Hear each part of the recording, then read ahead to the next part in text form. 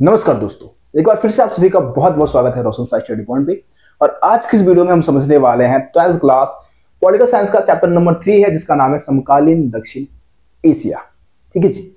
इस चैप्टर में हम बात करने वाले हैं दक्षिण एशिया की राजनीतिक व्यवस्था के बारे में।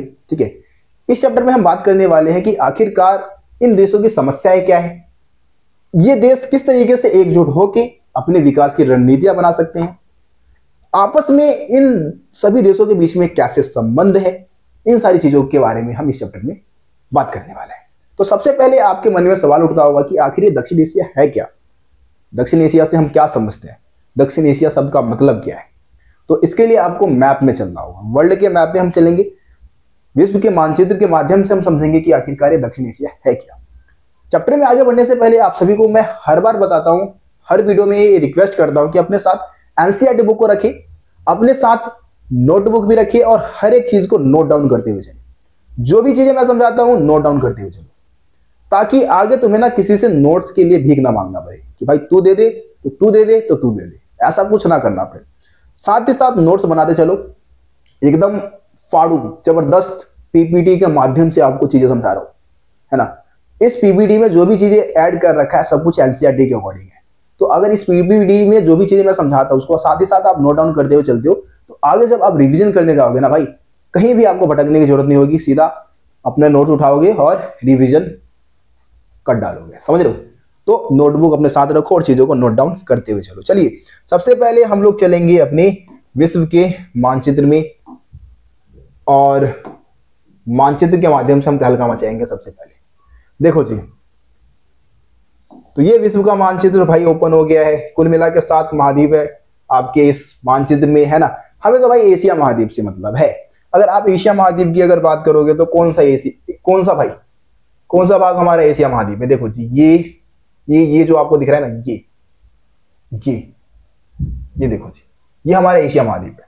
ठीक है, रसिया का कुछ भाग यूरोप में आ जाता है, ज्यादातर भाग एशिया में ही आता है। चाइना, नीचे इंडिया की आप बात करो तो ये तो एशिया का मैप है। लेकिन एशिया के मैप में दक्षिण एशिया कौन सा भाग होगा भाई? जो सबसे नीचे वाला होगा, है ना। सबसे नीचे वाला भाग जो होगा यही तो दक्षिण एशिया कहलाएगा भाई। यही तो हमारा क्या है, दक्षिण एशिया है। अब इन देशों के बारे में ही हम पढ़ने वाले हैं भाई। दक्षिण एशिया शब्द का प्रयोग ही उन देशों के लिए किया जाता है जो एशिया के दक्षिणी भाग में आते हैं। कौन कौन से देश आते हैं, चलो जी मैप में लोकेशन के माध्यम से समझ लेते हैं। देखो, आप सबसे नीचे देखोगे श्रीलंका दक्षिण एशिया में आता है। आप इधर इंडिया को देखोगे दक्षिण एशिया में आ जाता है। ठीक है, पाकिस्तान देखोगे ऊपर, दक्षिण एशिया का पार्ट है। इधर अफगानिस्तान देखोगे, दक्षिण एशिया का भाग है। इधर आप नेपाल देखोगे, दक्षिण एशिया का भाग है। इधर आप भूटान देखोगे, दक्षिण एशिया का भाग है। इधर आप बांग्लादेश को देखोगे, दक्षिण एशिया का भाग है। ठीक है जी, इधर आप मालदीव देखोगे नीचे, दक्षिण एशिया का भाग है। कितने हो गए भाई? 1 2 3 4 5 6 7 8। देखो जी, टोटल कितने देश है भाई? 8 देश है। पहले 7 थे, अफगानिस्तान को भी अब शामिल कर लिया जाता है। एक सवाल आप लोगों के मन में उठा होगा कि यार चाइना भी तो दक्षिण एशिया, चाइना का भी कुछ एरिया जो है दक्षिण एशिया में आता है। चाइना भी दक्षिण एशिया का ही पार्ट है, लेकिन इसको दक्षिण एशिया में शामिल नहीं किया जाता, इसको शामिल किया जाता है पूर्वी एशिया में, क्योंकि इसका इधर का पार्ट ज्यादातर जो है वो पूर्वी एशिया में आ जाता है। और आपको एक और बात मैं आपको बता दूं, चाइना के ज्यादातर लोग कहाँ निवास करते हैं? चाइना के ज्यादातर लोग कहाँ निवास करते हैं जी? पूर्वी भाग में। इधर के भाग में तो भाई बहुत कम लोग रहते हैं, इधर तो बहुत कम रहते हैं। ज्यादातर लोग कहाँ रहते हैं? इधर पूर्वी वाले भाग में रहते हैं, पूर्वी वाले भाग में, है ना। तो इसलिए इसको पूर्वी एशिया में शामिल किया जाता है, दक्षिण एशिया में शामिल नहीं किया जाता। आई बात समझ में? समझ गए चाइना को क्यों नहीं दक्षिण एशिया में शामिल किया जाता है? समझ गए होंगे। चलो जी, अब देखो, अगर यहाँ के आप अगर भौगोलिक दशा की बात करोगे, यहाँ की अगर आप ज्योग्राफिकल कंडीशन की बात करोगे, वो कैसा है? देखो, अगर ऊपर की तरफ आप जाओगे, पूरा भाई हिमालय की पहाड़ियों से घिरा हुआ है पूरा ही। हिमालय का जो पहाड़ी क्षेत्र है इसके उत्तर में है ना। अगर आप इसके पश्चिम में आ जाओगे, यहाँ आपको अरब सागर देखने को मिल जाएगा जी। ये देखो जी, अरब सागर है। इधर आप अगर इसके पूर्वी भाग में आ जाओगे, इधर आपको बंगाल की खाड़ी दिख जाएगा जी। बिल्कुल दक्षिण में आ जाओगे, इधर आपको हिंद महासागर दिख जाएगा जी। ठीक है, तो ये एक तरीके से बहुत ज्यादा मतलब खूबसूरत संरचना है भाई। इसकी भौगोलिक दशा को और ज्यादा खूबसूरती प्रदान कर देती है सारी चीजें। अगर यहाँ के देशों के धर्मों की बात कर ले, अगर हम रिलीजन की बात कर ले, सबसे पहले इंडिया में कौन से धर्म को मानने वाले लोग रहते हैं जी? हिंदू धर्म को मानने वाले सबसे ज्यादा है। बाकी तो बहुत सारे धर्म के लोग हैं, यहाँ पे मुस्लिम भी बहुत है, यहाँ पे सिख है, ईसाई है ना, पारसी है, जैन है, बौद्ध धर्म को मानने वाले हैं, सभी धर्म को मानने वाले लोग रहते हैं। धर्मनिरपेक्ष राष्ट्र है। पाकिस्तान की बात कर लो भाई, पाकिस्तान अपने आप को धर्मनिरपेक्ष राष्ट्र कहता है, लेकिन वास्तव में है नहीं, है ना जी। यहाँ पे तो भाई इस्लाम धर्म का ही बोलबाला है, इस्लाम धर्म को फॉलो करने वाले लोग सबसे ज्यादा रहते हैं। हिंदुओं का तो नामो निशान मिटता जा रहे हैं यहाँ से, ठीक है जी। ऊपर आ जाओ, अफगानिस्तान, यहाँ पे भी शरिया कानून लागू कर दिया तालिबानियों ने, है ना जी। यहाँ भी कौन से धर्म को मानने वाले रहते हैं? इस्लाम धर्म को मानने वाले रहते हैं।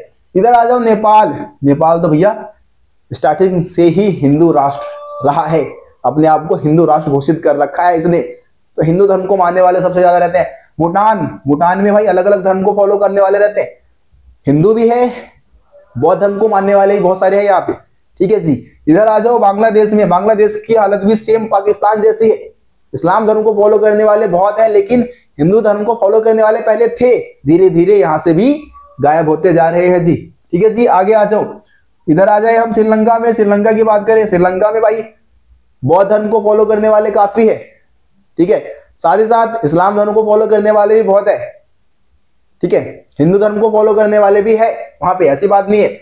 इधर आप मालदीव की बात करोगे, मालदीव की अगर हम बात करें तो मालदीव इस्लाम धर्म को फॉलो करने वाला देश है, इस्लाम धर्म को मानने वाले काफी ज्यादा है, ठीक है। तो ये तो हो गया भाई यहाँ के धर्मों की बात कर ली, यहाँ के देश किस धर्म को फॉलो करते हैं। उम्मीद करता हूं आप दक्षिण एशिया में जो देश हैं उनके बारे में जान चुके होंगे। अब हम चलते हैं अपनी पीपीटी में, और एनसीईआरटी बुक में जिस तरीके से क्रम अनुसार सारे टॉपिक दे रखे हैं उनको समझना शुरू करते हैं।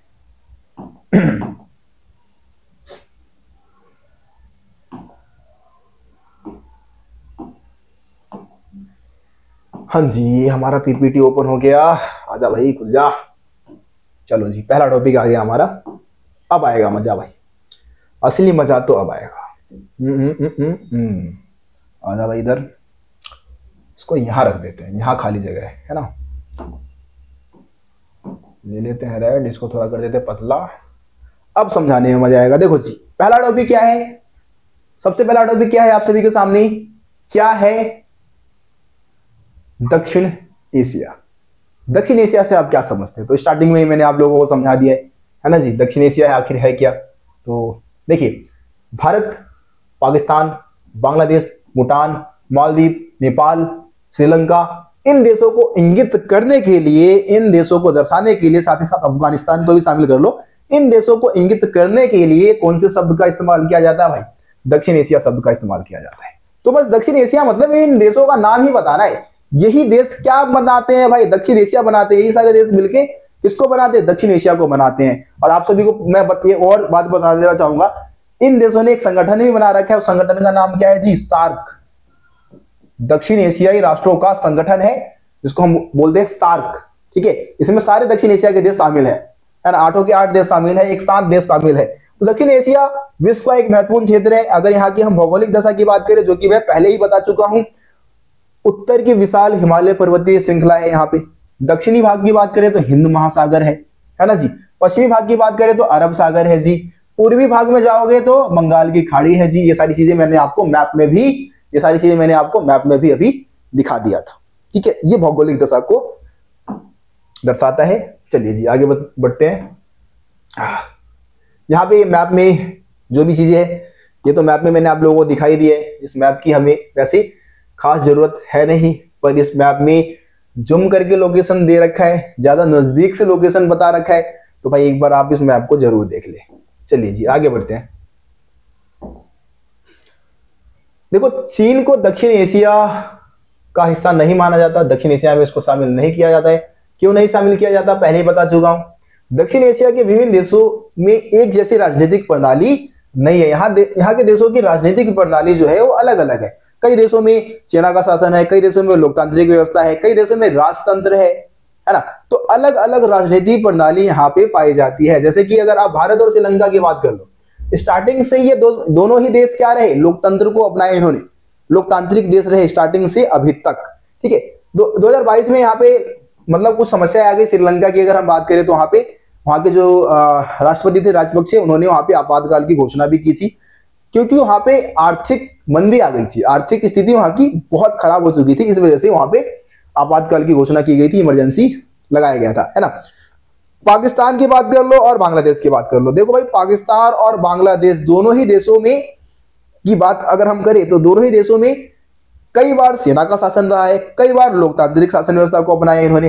तो यहाँ पे चीजें स्थिर नहीं है, ये नहीं कह सकते कि ये लोकतांत्रिक। वैसे बांग्लादेश को अब हम लोकतांत्रिक देश कह सकते हैं, पाकिस्तान को अभी भी नहीं कह सकते, क्योंकि यहाँ पे अभी भी सेना का शासन माना जाता है कि सरकार को बनाने और गिराने में सेना का एक मुख्य योगदान रहता है, किरदार रहता है जी। ठीक है जी, आगे बढ़ते हैं। देखो नेपाल की बात कर लेते हैं। नेपाल 2006 तक यहाँ पे क्या था, संवैधानिक राजतंत्र था। संविधान ने ही यहाँ पे राजतंत्र को की स्थापना कर दी थी, लेकिन बाद में वहां पे लोकतंत्र कायम हो गया और यहाँ पे लोकतंत्र आज तक है। आज भी नेपाल एक लोकतांत्रिक देश है।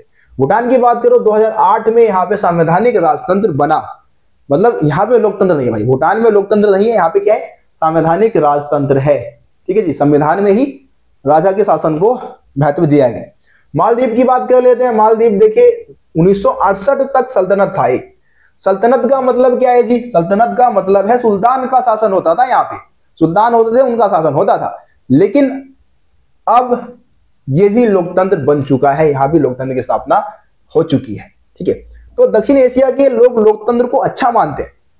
अब लोकतंत्र, भाई लोगों को लोकतंत्र क्यों नहीं पसंद होगा, क्योंकि सरकार को खुद चुनेंगे तो लोकतंत्र तो जाहिर सी बात है पसंद होगा। तो लोकतांत्रिक व्यवस्था को अच्छा मानते हैं दक्षिण एशिया के सभी लोग, है ना। और दक्षिण एशिया के देशों ने इस बात को भी गलत सिद्ध कर दिया कि लोकतंत्र केवल धनी देशों में ही कायम होता है। दक्षिण एशिया के देशों की स्थिति कोई खास अच्छी नहीं है, कोई खास अमीर देश नहीं यहाँ पे, लेकिन फिर भी यहाँ के ज्यादातर देशों में लोकतांत्रिक व्यवस्था है, जो कि इस बात को दर्शाता है कि लोकतंत्र कायम करने के लिए पैसों का होना, अमीर देश का होना जरूरी नहीं है ना। गरीब देश में भी लोकतंत्र की स्थापना हो सकती है। लेकिन जो धनी देश थे, जो पूर्वी यूरोप, जो पश्चिमी देश है, उनका मानना यह है कि लोकतंत्र केवल अमीर देशों में ही चल सकता है ना। लेकिन दक्षिण एशिया के देशों ने इसको गलत सिद्ध कर दिया। चलिए जी आगे बढ़ते हैं। अगला टॉपिक क्या है हमारा, पाकिस्तान में सेना और लोकतंत्र। पाकिस्तान में सेना और लोकतंत्र। तो पाकिस्तान में कई बार सेना का शासन आया, फिर लोकतंत्र, फिर सेना, फिर लोकतंत्र, फिर सेना, ये चीजें चलती रही है। उसी के बारे में हम बात करने वाले। देखो इस टॉपिक में आपको ना कुछ नाम देखने को मिल जाएंगे, नाम को याद करने में थोड़ी सी भाई दिक्कतें आने वाली है, तो जरूरी यही रहेगा कि आप उसको लिखकर देखते रहे ताकि सारे नाम आपको याद हो जाए। वैसे सारे नाम अभी मैं आपको बताने वाला हूं, याद हो जाएंगे, टेंशन ना लो। देखो जी, पाकिस्तान की राजनीतिक व्यवस्था में सेना बहुत ज्यादा प्रभावशाली रही है ना। और इसी कारण यहाँ पे सैनिक शासन बार बार आता रहे, लोकतंत्र को इन्होंने कुचल दिया है ना जी। और ऐसा ही बांग्लादेश में भी देखने को मिलता है। तो पाकिस्तान में पहला संविधान जब बना, तो पहला संविधान बनने के बाद क्या हुआ, वहां के जो शासन है, शासन की बागडोर किसने संभाली जी, पहला नाम आ गया जी, जनरल अयूब खान ने। सबसे पहले शासन की बागडोर किसने संभाल ली, जनरल अयूब खान ने अपने हाथों में ले लिया और अपना निर्वाचन भी करवा लिया। इस बात को सही सिद्ध कर दिया कि भाई मैं जनता द्वारा चुना हुआ हूं, मैं मतलब जनता ने मेरे को चुना है। ठीक है, तो अपना निर्वाचन भी करवा लिया उन्होंने। उनके शासन के खिलाफ जनता ने विरोध किया, क्योंकि भाई गलत तरीका था ये, है ना। तो इसलिए क्या हुआ कि जनता ने भाई विरोध कर दिया और उन्हें अपना पद छोड़ना पड़ा। ठीक है जी, आगे बढ़ते हैं।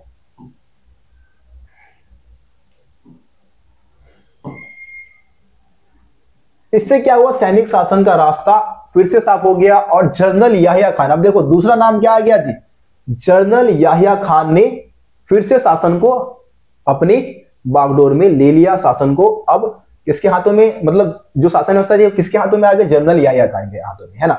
याहिया खान के सैनिक शासन के दौरान पाकिस्तान को बांग्लादेश संकट का सामना करना पड़ा। देखो जी, याहिया खान के समय काल में ही बांग्लादेश जो संकट है, जो बांग्लादेश मतलब वहां पे जो जबरन उर्दू भाषा थोपा जा रहा था, बांग्लादेश की आजादी का जो आंदोलन चला था, वो इन्हीं के शासनकाल में चला था। किसके शासनकाल में, याहिया खान के नेतृत्व में, है ना। 1971 में भारत के साथ पाकिस्तान का क्या होता है, युद्ध होता है। युद्ध में भारत जीत जाता है और उसी के साथ बांग्लादेश नामक नए देश की स्थापना हो जाती है। आप सभी को यह बात मालूम है। युद्ध के परिणाम स्वरूप पूर्वी पाकिस्तान टूटकर स्वतंत्र देश बना। जो कि नाम क्या रखा गया है उसका, बांग्लादेश, है ना। पाकिस्तान में जुल्फिकार अली भुट्टो के नेतृत्व में एक निर्वाचित सरकार बनी जो कि 1971 से 1977 तक कायम रही। देखो 1971 में क्या होता है, फिर से एक निर्वाचित सरकार बनती है, किसके नेतृत्व में जी, किसका नाम आ गया, तीसरा नाम क्या आ गया, जुल्फिकार अली भुट्टो। क्या नाम आ गया, जुल्फिकार अली भुट्टो, है ना।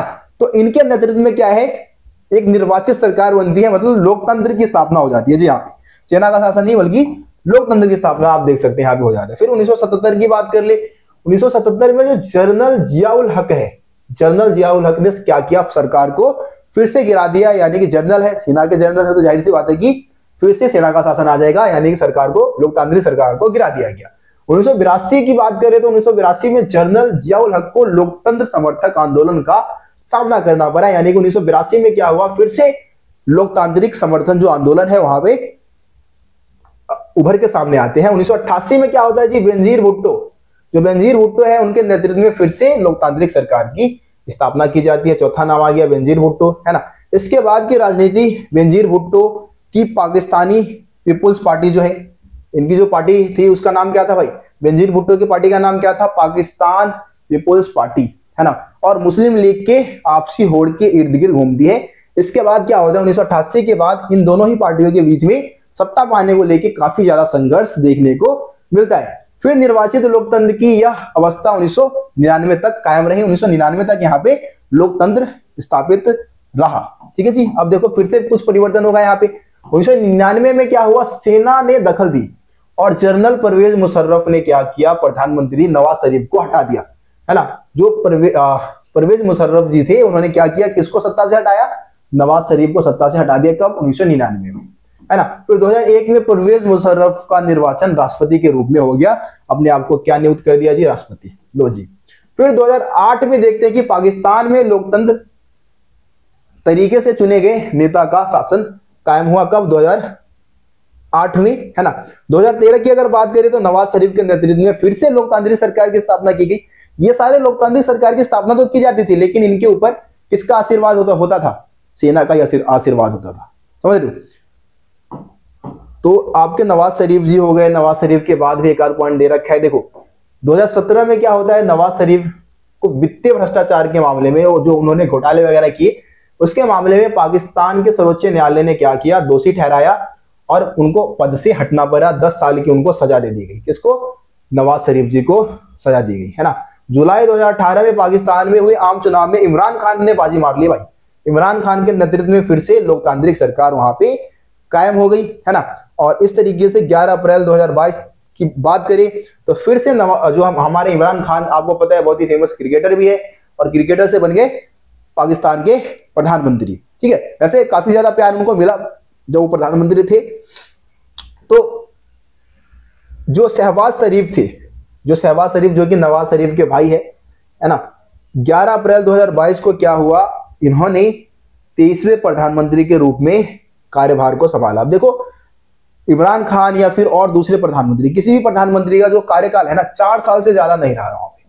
4 साल से ज्यादा कोई भी प्रधानमंत्री वहां पे काम नहीं कर पाए हैं पाकिस्तान में। तो इससे आप समझ सकते हो कि वहां पे लोकतंत्र की क्या हालत है ना।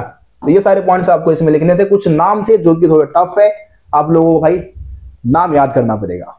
नाम याद करने के लिए खुद से मेहनत करो, थोड़ा सा रगड़ा लगाओ, याद हो जाएगा, ठीक है जी। आ जाओ मोस्ट वैसे इससे पहले जो टॉपिक मैंने आपको बताया यहां से, वैसे अभी तक बोर्ड एग्जाम में कोई लॉन्ग क्वेश्चन नहीं आया। एक आध नंबर में एमसीक्यू में एक आध क्वेश्चन आ जाए तो अलग बात है।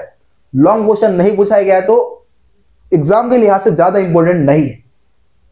जो हमारे पेपर बनाने वाले हैं वो भी समझते हैं कि भाई इसमें नाम जो इतने हैं, नाम बच्चे नहीं लिख पाएंगे, है ना। तो इसको लॉन्ग क्वेश्चन में ज्यादा देते नहीं है। ये जो अगला टॉपिक जो समझा रहा हूं भाई बहुत ज्यादा इंपॉर्टेंट है, मोस्ट इंपॉर्टेंट टॉपिक इस चैप्टर के लिहाज से, है ना।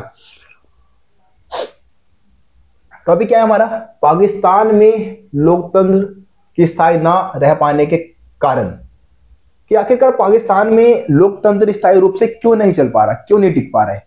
वहां पे बार बार कभी सेना का शासन आ जाता है, फिर लोकतंत्र, फिर सेना का शासन, फिर लोकतंत्र, ये क्यों हो रहा है, इसके पीछे क्या कारण है। देखिए तो यहाँ पे क्या है कि एक तो भाई यहाँ के समाज में ना सेना का जो धर्मगुरु है, धर्मगुरु जो मौलवी लोग हैं और जो भूस्वामी अभिजन है, यानी कि जो अमीर लोग हैं, जमींदार वगैरह है, जो पूंजीपति लोग हैं, उनका सामाजिक दबदबा बहुत ज्यादा है। सामाजिक दबदबा यानी कि समाज में इनका दबदबा बहुत है, सेना का, धर्मगुरु का और जो भूस्वामी लोग हैं उनका। और ये सैनिक शासन को प्रमोट करते हैं, हमेशा सैनिक शासन को प्रमोट करते हैं, सैनिक शासन को बढ़ावा देते हैं। ठीक है, इसकी वजह से क्या हुआ है कि निर्वाचित सरकार को गिराकर सैनिक शासन को कायम किया गया है। ये क्या करवाते हैं, निर्वाचित सरकार को गिरवा देते हैं और वहां पे सैनिक शासन को बढ़ावा देते हैं, क्योंकि सेना का समाज में बहुत ज्यादा वहां पे दबदबा है, पूंजीपति लोगों का दबदबा है। पाकिस्तान की भारत के साथ तनातनी रहती है, जिसकी वजह से सेना समर्थक समूह ज्यादा मजबूत है। जो सेना को सपोर्ट करने वाले जो समूह है वो ज्यादा स्ट्रांग है, क्योंकि पाकिस्तान का हमेशा भारत के साथ तनातनी रहती है। और लोगों का मानना यह है कि सेना अगर मजबूत होगा ना, तभी हम भारत को टक्कर दे सकते हैं, भारत से मुकाबला कर सकते हैं। इसीलिए वो सैनिक शासन को प्रमोट करते हैं वो लोग, ताकि सेना ज्यादा मजबूत रहे और भारत को टक्कर दे सके, भारत से मुकाबला कर सके। अंतरराष्ट्रीय समर्थन का ना मिलना, भाई यहाँ पे लोकतंत्र चले, इसके लिए कोई अंतरराष्ट्रीय स्तर पे कोई समर्थन नहीं मिलता, कोई सपोर्ट नहीं मिलता। इस वजह से भी यहाँ पे सेना का शासन है। एक आध पॉइंट और है भाई, उसको भी देख लेते हैं। देखो, अमेरिका की अगर आप बात कर लो या फिर पश्चिमी देशों की बात कर लो, तो इन्होंने क्या किया है, यहाँ पे सैनिक शासन को बहुत ज्यादा बढ़ावा दिया है। ठीक है, इन देशों को ऐसा डर लगता है कि भाई जो पाकिस्तान के पास जो परमाणु हथियार है, परमाणु संसाधन है, वो कहीं आतंकवादियों के हाथों में ना लग जाए। अगर इनका मानना है कि अगर पाकिस्तान में लोकतंत्र की स्थापना होती है, तो इनके पास जो पाकिस्तान के पास जो परमाणु हथियार है ना, वो किसके हाथों में लग सकता है, आतंकवादियों के हाथों में लग सकता है, जिससे कि पूरी दुनिया को नुकसान होगा। तो इसीलिए चाहते हैं कि सेना समर्थन समूह ज्यादा मजबूत हो, ये सेना को सपोर्ट कर देते हैं सारे देश।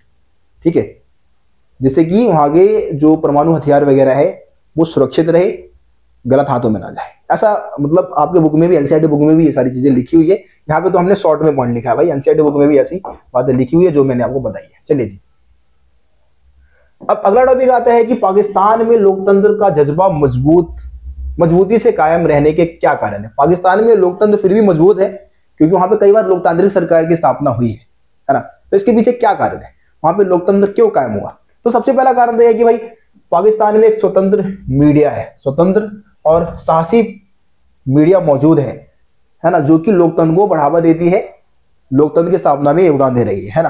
पाकिस्तान में क्या है, मानवाधिकार आंदोलन भी काफी मजबूत है। मानव अधिकार के लिए वहां की जो लड़ाई जो होती है वो काफी ज्यादा मजबूत है। वहां के लोग अपने अधिकारों को लेके बहुत ज्यादा सतर्क है, ऐसा आप कह सकते हैं, है ना। तो इस वजह से भी वहां पे लोकतंत्र कायम हुआ है। ठीक है जी, तो ये 2 पॉइंट आपको इसमें बताने थे।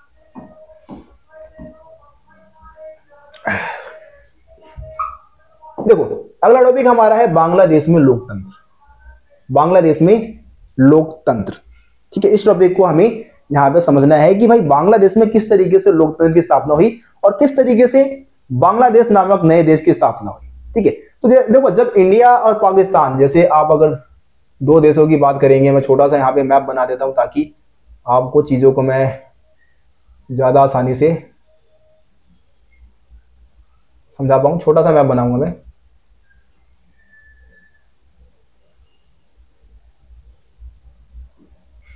वैसे यहाँ पे उतना अच्छा मैप तो बनेगा नहीं, फिर भी काम चलाओ तो बना ही दूंगा भाई, जिससे कि आपको जो चीजें मैं समझाना चाहता हूं उसको मैं समझा सकूं।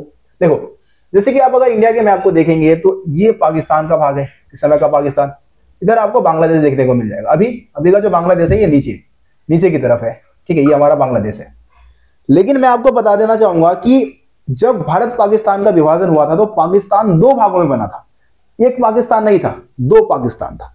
इधर का पंजाब का एरिया काट के, सिंध का एरिया काट के और बलूचिस्तान का एरिया लेके ये बन गया था पश्चिमी पाकिस्तान। ठीक है, कौन सा पाकिस्तान जी? पश्चिमी पाकिस्तान था ये। ठीक है, और इधर जो बंगाल है और असम का कुछ एरिया काट के कौन सा पाकिस्तान बना दिया जी?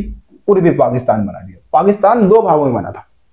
ठीक है, यहां के लोग जो थे, जो पश्चिमी पाकिस्तान के लोग थे, वो उर्दू भाषा बोलते थे, मतलब उर्दू भाषा का इस्तेमाल करते थे। ठीक है, इनकी संस्कृति अलग थी। यहाँ के लोग जो थे वो बंगाली भाषा का इस्तेमाल करते थे, पूर्वी पाकिस्तान के लोग बंगाली भाषा का इस्तेमाल करते थे। लेकिन सरकार पे दबदबा, पूर्वी पाकिस्तान के सरकार पे दबदबा किसका था? पश्चिमी पाकिस्तान की सरकार का दबदबा था। तो इस वजह से बहुत गंभीर समस्या देखने को मिलती है। इसी के बारे में समझने वाले हैं भाई, इस टॉपिक में यही समझने वाले हैं। पाकिस्तान कितने भागों में था जी? 2 भागों में था। 2 भागों में पाकिस्तान का निर्माण किया गया था, पश्चिमी पाकिस्तान, पूर्वी पाकिस्तान। देखो रीजन भी मैं बता देता हूं ऐसा क्यों हुआ था। क्योंकि विभाजन जो हुआ था देश का, वो धार्मिक बहुसंख्यक के आधार पर हुआ था। मतलब कि जिस एरिया में मुस्लिम ज्यादा होंगे वो पाकिस्तान होगा, और जिस एरिया में हिंदू ज्यादा होंगे वो हिंदुस्तान होगा। इस तरीके से ये विभाजन का आधार रखा गया था। तो मुस्लिमों की संख्या 2 जगह पे सबसे ज्यादा थी, एक तो पूरब में, बंगाल के पूर्वी भाग में, ठीक है, और एक पश्चिम भाग में, यानी कि पंजाब और सिंध का जो एरिया था, बलूचिस्तान का एरिया था, वहां पे मुसलमानों की संख्या ज्यादा थी। तो अब कोई ऐसा तरीका तो था नहीं कि भाई इन जगह को उठा के मिला दे और एक पाकिस्तान बना दे, ऐसा कोई तरीका था नहीं। तो इसीलिए पाकिस्तान को 2 भागों में बनाया गया, पूर्वी पाकिस्तान और पश्चिमी पाकिस्तान। ठीक है जी।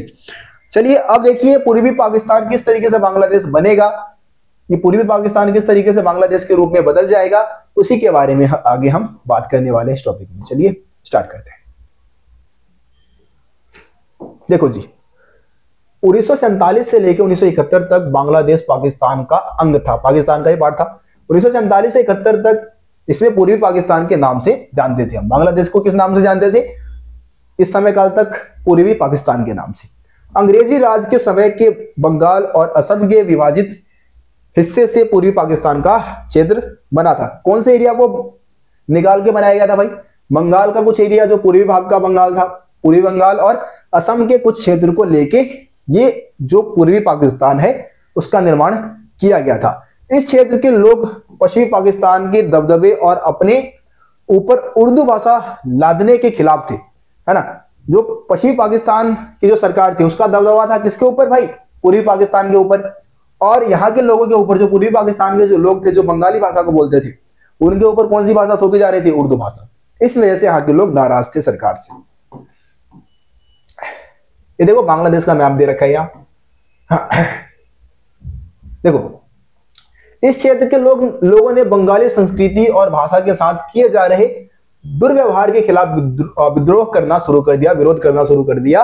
और इस क्षेत्र की जनता ने राजनीतिक सत्ता में समुचित हिस्सेदारी की मांग भी उठाई कि भाई राजनीतिक सत्ता में हमें भी हिस्सेदारी मिलनी चाहिए, ना कि केवल पश्चिमी पाकिस्तान के लोगों की ही यहाँ पे राजनीतिक व्यवस्था में दबदबा हो, है ना। इस क्षेत्र की जनता ने प्रशासन में भी अपने न्यायोचित प्रतिनिधित्व की मांग करना शुरू कर दिया। पश्चिमी पाकिस्तान के प्रभुत्व के खिलाफ जन संघर्ष का नेतृत्व शेख मुजीबुर रहमान ने किया। देखो जी बहुत ही फेमस लीडर हुए इनके, है ना। माफी चाहूंगा बच्चों, फोन अभी बंद हो गया था, इस वजह से मेरे को आगे की वीडियो दोबारा से रिकॉर्ड करना पड़ रहा है ना। तो देखिए जैसे कि हम शेख मुजीबुर रहमान की अभी हम बात कर रहे थे, शेख मुजीबुर रहमान को ना बांग्लादेश का राष्ट्रपिता भी माना जाता है। जैसे कि हमारे राष्ट्रपिता है महात्मा गांधी, ऐसे ही बांग्लादेश के राष्ट्रपिता कौन है? शेख मुजीबुर रहमान। क्योंकि जो बांग्लादेश के जो आजादी का जो आंदोलन चला था, पूर्वी पाकिस्तान में जो आजादी का आंदोलन चला था, पश्चिमी पाकिस्तान के खिलाफ जो आंदोलन चला था, उसका नेतृत्व किसने किया था? शेख मुजीबुर रहमान ने किया था। और इन्होंने एक पार्टी भी बनाई थी जिसको हम बोलते हैं आवामी लीग। ठीक है, ये आवामी लीग की स्थापना किसने की थी? शेख मुजीबुर रहमान ने की थी, है ना। चलिए आगे बढ़ते हैं, आगे हम बात कर लेते हैं। उन्होंने पूर्वी क्षेत्र के लिए स्वायत्तता की मांग की थी कि भाई पूर्वी क्षेत्र को भी कुछ इस विशेष अधिकार मिलना चाहिए। 1970 के चुनाव में शेख मुजीबुर रहमान के नेतृत्व वाली आवामी जो लीग थी, आवामी लीग को पूर्वी पाकिस्तान की सारी सीटों पर विजय मिल गई थी। जब चुनाव हुआ 1970 में, तो 1970 में जब चुनाव हुआ पूर्वी पाकिस्तान में, तो वहां की जितनी भी सीटें थी सब सारी सीटें किसको मिल गई? शेख मुजीबुर रहमान की जो पार्टी थी जिसका नाम था आवामी लीग, उसको मिला, है ना। आवामी लीग को संपूर्ण पाकिस्तान के लिए प्रस्तावित संविधान सभा में बहुमत हासिल हो गया था। मतलब जो बहुमत चाहिए था इनको, जो संविधान में जो बहुमत का जो मतलब एक तरीके से व्यवस्था की गई थी, वो बहुमत का आंकड़ा इन्होंने पार कर लिया था। लेकिन सरकार पर पश्चिमी पाकिस्तान का दबदबा था, पश्चिमी पाकिस्तान के नेताओं का दबदबा था, और इस वजह से इनकी सरकार को मानने से मना कर दिया पश्चिमी पाकिस्तान की सरकार ने, है ना। इस वजह से वहां पे बहुत ज्यादा हिंसा होगा, बहुत ज्यादा मारकाट होगा। शेख मुजीबुर रहमान को क्या कर लिया गया भाई? शेख मुजीबुर रहमान को गिरफ्तार कर लिया गया। जनरल याहिया खान के सैनिक शासन में पाकिस्तान की सेना ने पूर्वी पाकिस्तान की जनता के जो आंदोलन है उसको कुचलना स्टार्ट कर दिया, जनता का शोषण करना स्टार्ट कर दिया। हजारों की संख्या में पाकिस्तानी सेना के हाथ जो थे, वहां के आम नागरिक, आम लोग मारे गए। ठीक है, हजारों की संख्या में। पूर्वी पाकिस्तान से बहुत ज्यादा संख्या में जो लोग थे वो कहां आ रहे थे? भारत में। अब भारत में भाई शरणार्थी की समस्या उत्पन्न हो गई। बहुत सारे लोग भाग के कहां आ रहे हैं? बांग्लादेश से, यानी कि पूर्वी पाकिस्तान से कहां आ जा रहे हैं? भारत में आ जा रहे हैं। तो इससे भारत के सामने भी एक गंभीर समस्या उत्पन्न हो जाती है। भारत के सामने शरणार्थियों की समस्या उत्पन्न हो गई है ना, बहुत सारे शरणार्थी भारत में आ गए भाई। भारत की सरकार ने पूर्वी पाकिस्तान के लोगों की आजादी की जो ये मांग थी उसका समर्थन किया और उनको वित्तीय और सैन्य सहायता प्रदान कर दी। तो इंडिया ने ही हेल्प किया। जो पूर्वी पाकिस्तान में जो आंदोलन चल रहा था उसमें पूर्वी पाकिस्तान के लोगों को हेल्प किसने किया था? इंडिया ने किया था, है ना। पर इसका रिजल्ट क्या निकला कि भाई 1971 में भारत और पाकिस्तान का युद्ध हो गया। पाकिस्तान ने सोचा, जो पश्चिमी पाकिस्तान है उसने सोचा कि भाई ये पूर्वी पाकिस्तान को इंडिया सपोर्ट क्यों करता है, नहीं करना चाहिए। इस वजह से क्या हुआ? युद्ध हुआ। युद्ध की समाप्ति हुई। पूर्वी पाकिस्तान, अगर पूर्वी पाकिस्तान की अगर बात करें तो पूर्वी पाकिस्तान में पाकिस्तान की जो सेना थी उसने आत्मसमर्पण कर दिया। हार के बाद क्या किया? आत्मसमर्पण कर दिया। और इस वजह से जो पूर्वी पाकिस्तान है वो एक स्वतंत्र राष्ट्र के रूप में उभर के सामने आया। बांग्लादेश नामक एक नया देश बना, है ना। इस तरीके से बांग्लादेश की स्थापना हो गई। ठीक है जी।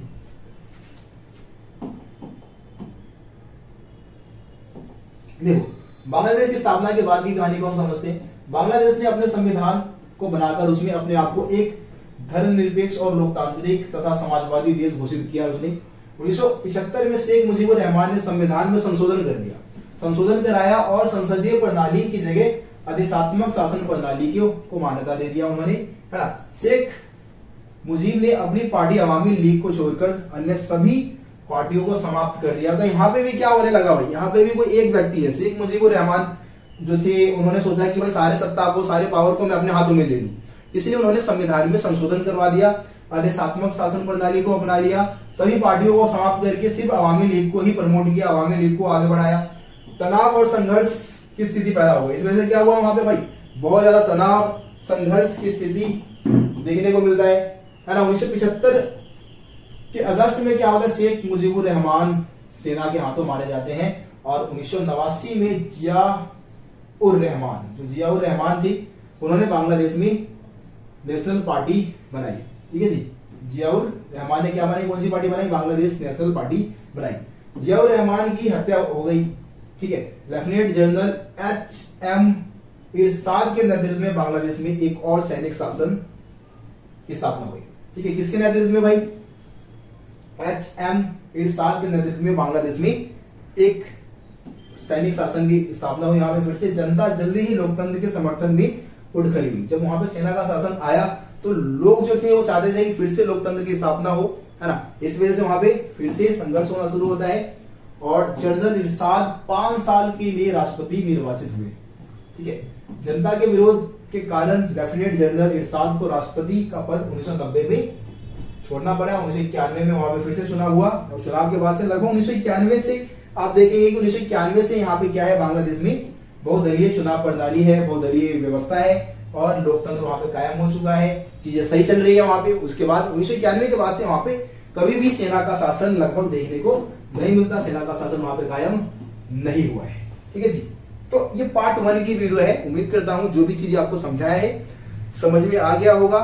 आप लोगों ने इसको नोट डाउन भी कर लिया होगा, चीजों को लिख लिया होगा अपने नोटबुक में, है ना। कोई समस्या है आपको तो आप कमेंट में जरूर बताएं।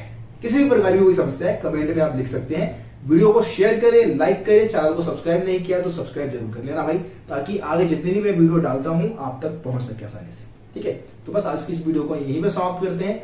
मिलते हैं आप सभी से अगली वीडियो में। तब तक के लिए जय हिंद, जय भारत। आप सभी अपना ख्याल रखिए। धन्यवाद।